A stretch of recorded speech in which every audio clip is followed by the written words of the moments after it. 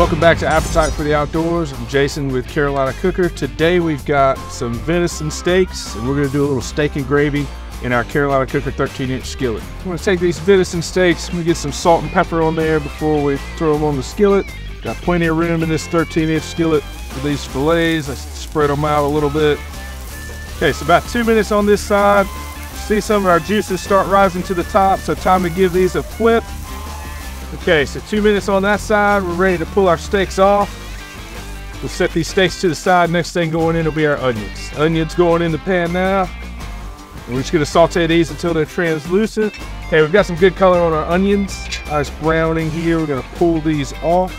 Next step of this is starting a roux to build our gravy. I'm gonna add in my oil first.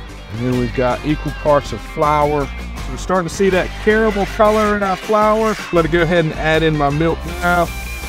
Yeah.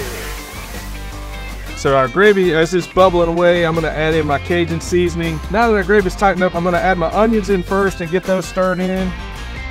Now I'm gonna add back our venison. Okay, so we've got our venison warmed through in our gravy. I'm gonna plate one of these up. Venison on the bottom, a little bit of onions. We're gonna spoon some gravy over the top. All right, there we go. Our venison steak and gravy. Nice, easy one skillet meal fit for a king. I'm Jason with Carolina Cooker.